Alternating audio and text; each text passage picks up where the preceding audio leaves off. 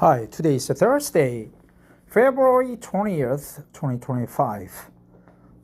So we just passed the hump day. Tomorrow is the start of the new weekend in the evening, of course. So I am happy about that. Let's learn more about the sensors in your car. Recently, there is severe noise in my car engine, and I suspect that the loose fan belt or loose tension bearings. They told me that there are bearings inside, and but recently someone on YouTube pointed out that sensors, especially oxygen sensors, airflow sensors, they could be the culprit. They could be the cause for the noise. So only the experts will know how to reduce the noise or get rid of the noise. Let's find that out. This article is from Fact Life on Facebook. And here we go. 5 car sensors that control power. Here are 5 car sensors that play a crucial role in managing a vehicle's power output. 1. Mass airflow sensor, MAF. 2. Throttle position sensor, TPS. 3. Oxygen sensor, O2 sensor. 4. Knock sensor, like a knocking, right? Knock, knock, knock, knock, knock. 5. Camshaft position sensor. 1.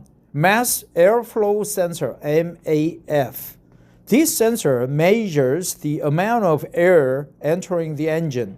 The engine controls unit, ECU, uses this information to determine the appropriate amount of fuel to inject, ensuring optimal power delivery. Okay, so ECU controls the amount of injection, right? 2. Throttle position sensor, TPS. The TPS measures how far the accelerator pedal is pressed. This data is used by the ECU to adjust the engine's power output accordingly. So everything is connected to ECU, TPS. 3. Oxygen sensor, O2 sensor, located in the exhaust system. The O2 sensor measures the oxygen contents in the exhaust gases. The ECU uses this information to adjust the air-fuel mixture, optimizing power and emissions. So O2 sensor is not involved with the oxygen or air inflow into the engine. Rather, it is connected to the later part of the engine, exhaust system. So ECU, what the ECU does is that get the data from the O2 sensor at the exhaust, right, after their combustion, and calculate air and fuel ratio in the emission gases, and control the air or fuel injection in the engine.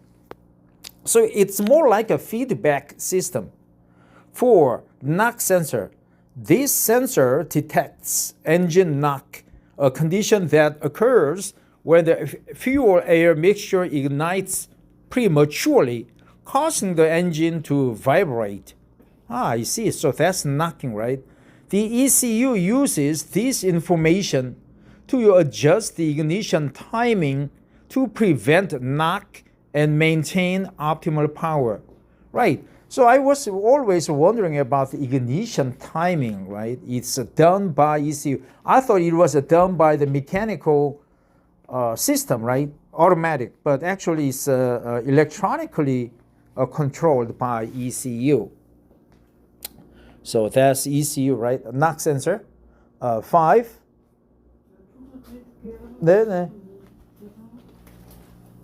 Camshaft position sensor.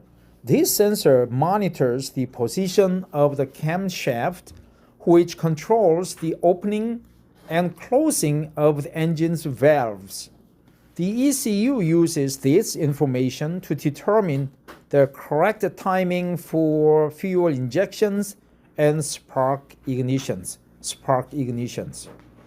These sensors work together with the ECU to ensure that the engine power operates efficiently and produces the appropriate amount of power. That's a misspelling, right? Power. It's actually power. It's not W for various driving conditions. Well, from this article, I learned several things, right? Knocking occurs when the fuel air ignites prematurely, producing the severe noise and vibration of the engine. An O2 sensor, massive mass airflow sensor, MAP, and also camshaft position sensor. And ECU controls everything. And we learn such terms as spark ignition or ignition timing, injection of the fuel injection, and so on.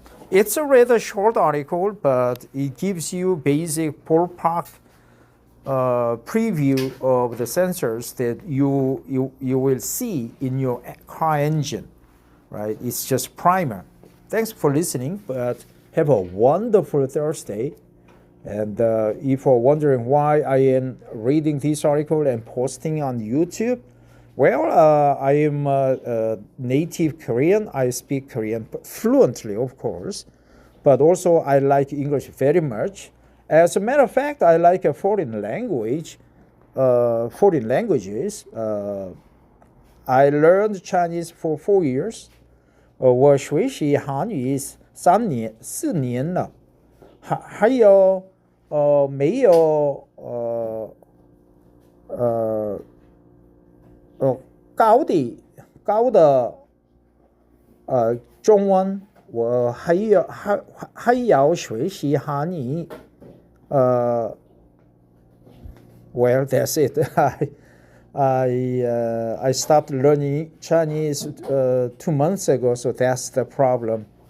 And also, I am trying to keep up with my English by reading an English article each day.